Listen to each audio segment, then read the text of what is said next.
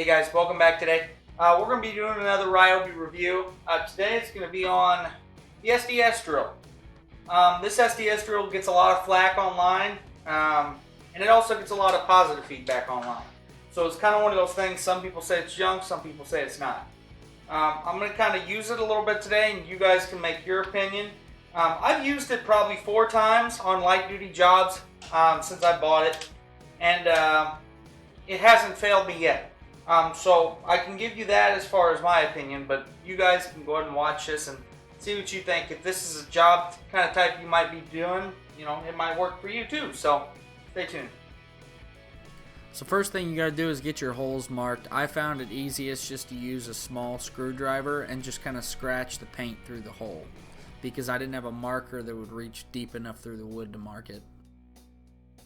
Whenever you're working on a project like a shelf that needs multiple mounting points, I find it easiest to make one hole, put in the anchor and mount it, and then just move your item over like you'll see me doing this clip right here, and then make another hole and then re-add it. That way you're not trying to go off 2 holes at once. It makes it a lot easier this way.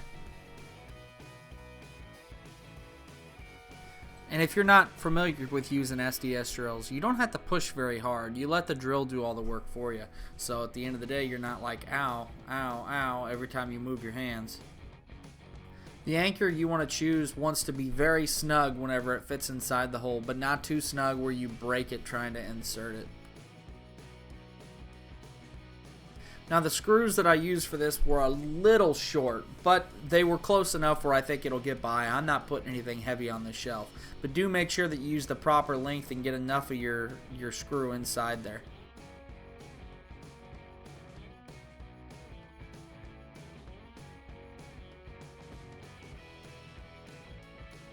And this is where I show you it's easier just to do one hole and then bring up your shelf or whatever it is you're mounting. Check the measurement and then make another hole. You don't typically want to use the bit to make holes in wood because it's made for concrete, but actually right here, as you already seen, I already had it pre-drilled and it's just wide enough to where it doesn't touch the wood.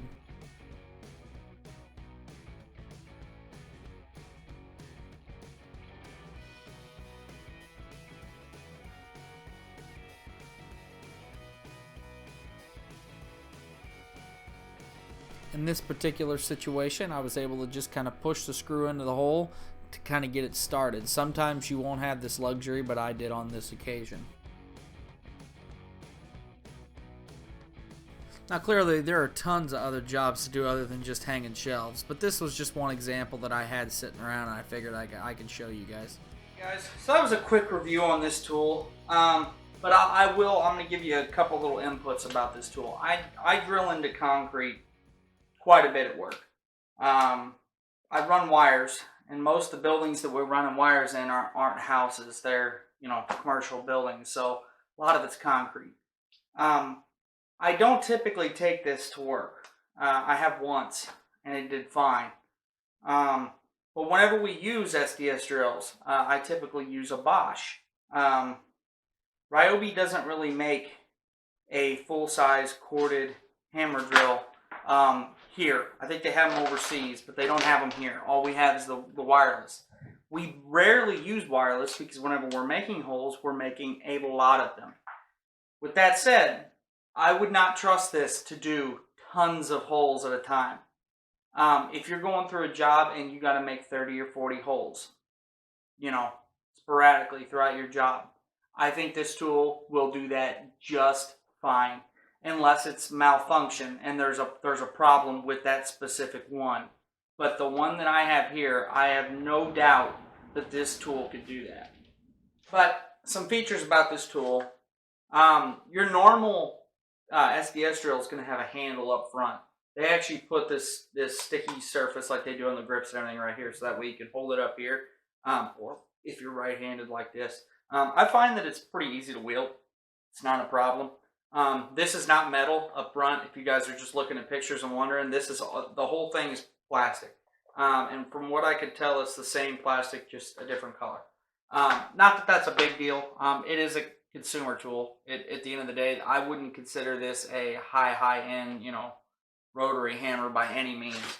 But it'll definitely do the same job as long as you don't beat it to death. It does have different settings here on the side. Just a turn. I'll be honest with you, the switch feels kind of cheap.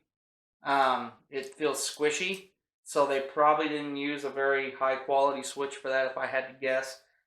It's got drill, so you can just do regular drill. It's got hammer drill, which is kind of the concept of the drill. Not to be confused with like your regular hammer drills, like on your those don't do even close to what the job of one of these does.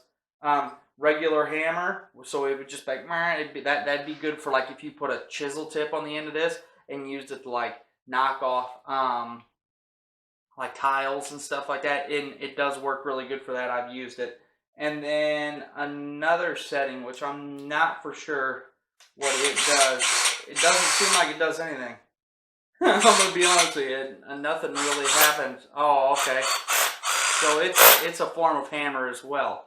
It might be a little bit different kind of hammer. I'm not for sure. I've never used that setting on any of them. I typically use the 3 amp hours with these because they're a little smaller than the 4 amp hour, but they give you pretty much the same performance. This is not a brushless tool. A lot of people ask, they're like, is that one a brushless? It's not. But the weird thing about this tool is here, let me get a close up here. If you look right here, it's almost like they thought about making it a brushless tool and adding in the prongs, but they didn't. I don't know. Maybe they'll come out with something in the future that's brushless. This is the only SDS drill I believe that Ryobi has. I think they have another corded one, but I don't think it has a very good reputation. There's another one that's produced. It's a actually full-size job site hammer drill, but it's made overseas and you can't get it here. Well, it's not made over. They're all made overseas, but it's only for sale overseas. But overall, it's very light. If you pick up, let me think of another tool. If you have the router, it's about the same weight as the router, so it's not very heavy. It does have forward and reverse, which is good. You know, if you're instead of having to pull out, you know, constantly to pull the dust and stuff out of the hole, you could just slap it on reverse, tap it a few times, get it out, and then go back to going forward. Does, you know, as always, has the lock right in the middle, so you can lock it. But no, it's a pretty nice tool. I like it. There's definitely a lot better made, but this is $99. Good luck getting into any of them other SDS drills even close to that price. I think the Bosch runs like $300. So I mean, yeah, you're definitely getting a big bang for your buck here.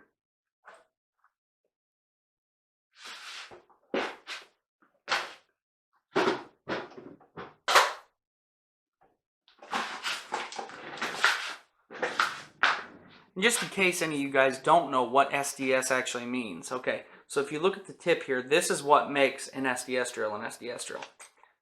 This right here. It's the type of attachment that goes into the tool. So you can get a hammer drill bit that looks kind of like this. It's got, you know, it's got the rounded carbide tip on the end for busting through the concrete for regular drills and stuff like that. The main difference between this is the way it mounts. And that it's so that way it'll actually, your typical hammer drill, like mode on your regular drills, it just sends vibrations through the tool, which is supposed to help break it up. This physically bounces this in and out, not that far though, just really fast, and it's a lot more precise, and it really knocks through a lot faster, and it makes a cleaner hole most of the time if you're doing it right. So yeah, guys, I hope you enjoyed the video today. Please try to share my videos as much as you can. I'd love to hit the 1,000 subscriber mark. I just hit 600, and I'm very thankful for what I got. But once I hit 1,000 subs, I can actually become monetized on YouTube, and that's going to help me pay for other different tools and stuff like that for reviews, which will be, you know, really helpful towards me, so I don't have to always fork out a bunch of money to put reviews out, which I love doing. I love making the videos. It's just gonna help me out. So thank you guys for coming to watch it again today. I'll see you in the next video.